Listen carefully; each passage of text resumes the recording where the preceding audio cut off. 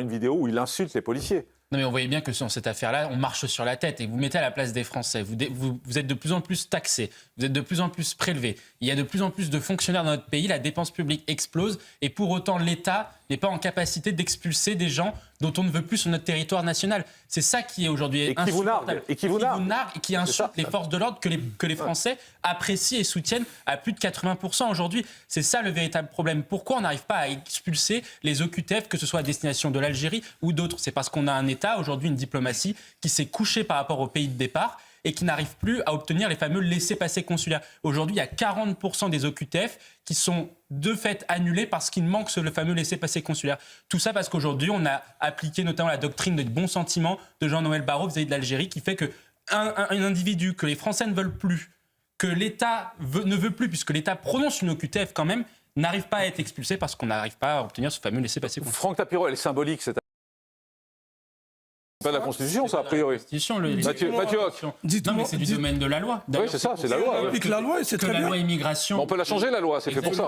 Ça se change. Et pour prolonger le raisonnement d'Amine, et je terminerai dessus... Non, parce que lui, il dit qu'il faut changer la Constitution. Vous avez dit qu'il faut un projet de loi. Non, mais c'est pas la Constitution, c'est pas dans la Constitution, ça. Il y avait déjà une loi, la loi Marlex, qui avait été présentée, qui a été retoquée par le Conseil constitutionnel. C'est très bien. Et il ne faut pas délégitimer le Conseil constitutionnel. C'est notre protecteur ultime. Attendez, Slimane, écoutez Mathieu. Au-delà de la question juridique... Écoutez Mathieu, Slimane, écoutez Mathieu. Un autre véritable scandale dans ce sujet des OQTF, c'est la question des associations pro-migrants qui utilisent les voies de recours. Il n'y a pas que des associations pro-migrants qui attaquent les tribunaux administratifs. Amine le sait pertinemment, et que ces associations sont en plus gavées d'argent public. Ouais. Vous avez aujourd'hui un véritable sujet, c'est que vous avez 500 millions d'euros chaque année qui partent dans les associations. Ce qui est faux, il y a de moins en moins de subventions publiques aux associations tout court. Des associations comme France Terre d'Asile, etc., qui touchent 90 millions d'euros par an. C'est une très belle association tenue par des anciens protestants. Alors qu'elles sont subventionnées par les impôts des Français. C'est insupportable. Et vous avez, au-delà des questions d'association, vous avez aussi des avocats... Ne parlez pas en même temps. Je vous laisserai terminer. Je vous interdis d'attaquer France Terre d'Asile. Il a tous les droits, c'est pas vous qui interdisez sur ce plateau. Vous interdisez rien du tout sur ce plateau. S'il a envie d'attaquer France Terre d'Asile, il attaque France Terre d'Asile. C'est ma liberté. Morandini, c'est votre liberté, c'est votre liberté de l'interdire. Vous n'avez pas la liberté d'interdire. Vous avez la liberté de parler. Je vous répondrai. Mais en plus de la question des associations, vous avez raison, il y a la question des juristes et d'avocats aussi qui se font de l'argent sur le dos de l'aide juridictionnelle, c'est-à-dire de l'argent que donne encore l'État pour saturer les... Bon, on reparle de tout ça dans un instant. On va vous parler de ce qui se passe dans l'Oise où il est en train d'ouvrir... Complètement. Pas d'argent pour les personnes âgées, mais de l'argent pour les migrants. Pas d'argent pour faire des navettes. Et vous avez entendu, il nous expliquer, nous, les jeunes du village, ils sont obligés de prendre leur vélo, d'aller en vélo jusqu'à la gare, etc. Mais les migrants, les mineurs isolés, eux, ils vont avoir des navettes. Enfin, on est chez les fous. C'est pour ça que Thomas a raison de dire qu'aujourd'hui, l'immigration a un coût qui est très important sur les finances publiques, dans toute la chaîne de la politique migratoire. Et que le véritable sujet aussi est un sujet qui est, au-delà de la question budgétaire, est un sujet politique. C'est que ceux qui ne subissent pas les conséquences de l'immigration sont ceux qui sont pour plus d'immigration. Je vais donner un exemple. Dans les élus des grandes métropoles, par exemple, qui sont plutôt aisés, qui sont bobos, etc., sont pour plus d'immigration, donc pour accueillir par exemple plus de mineurs isolés, notamment dans la ville de Paris.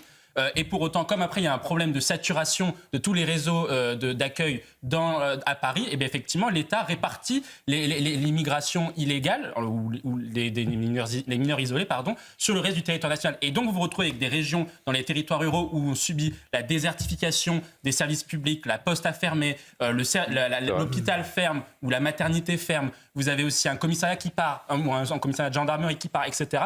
Vous vous retrouvez aujourd'hui avec une désertification des services publics et pour autant une immigration imposée dont vous payez aujourd'hui à la fois d'un point de vue budgétaire mais aussi les conséquences en termes de sécurité. Et ensuite, après, dernier point, c'est que ensuite on va vous expliquer que vous êtes raciste. Alors que ce que dit ce monsieur-là, ce n'est pas d'être raciste ou pas d'être raciste, c'est qu'il dit justement je ne veux plus que mes impôts aujourd'hui, je veux que mes impôts soient utilisés de manière efficiente et notamment en priorité, et c'est logique, tous les pays pensent comme ça, pour les personnes âgées dans les territoires ruraux, pour les services publics dans les territoires ruraux, et ensuite après on s'occupera du reste du monde. Il n'est pas dans le reste du monde. C'est ça, ce qui est important c'est de dire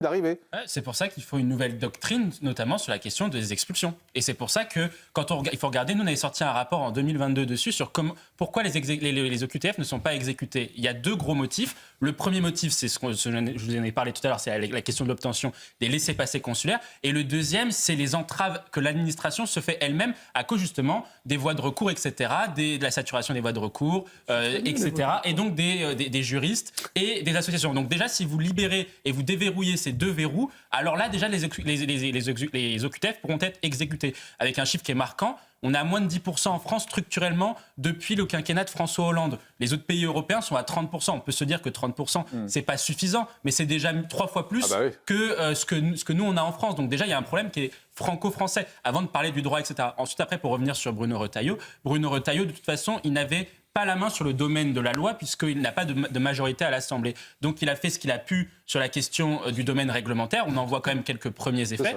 Mais le véritable problème, et Thomas l'a dit, c'est que la France, depuis trop longtemps, n'a plus d'immigration choisie. On a toujours dit que l'immigration, ça doit rapporter plus au pays que ça doit causer en termes de dommages ou en termes de coûts. Le problème, c'est que ce n'est pas le cas puisque aujourd'hui, moins de un titre de séjour par an, moins de 1 titre de séjour sur 5 par an est délivré pour un motif professionnel. Donc c'est-à-dire qu'on n'a plus du tout d'immigration de travail.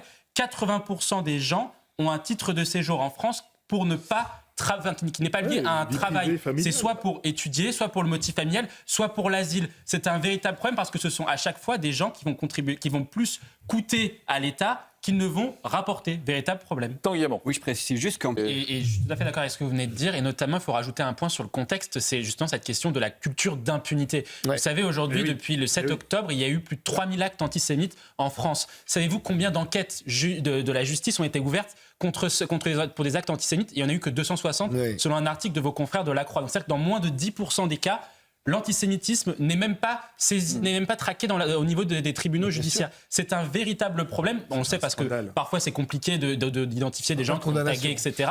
Mais là, on a un maire qui, de manière non anonyme, écrit des propos antisémites. Il faut effectivement que la décision la plus lourde possible, suspension ou révocation, soit appliquée justement. Autre sujet dans l'actualité, la commission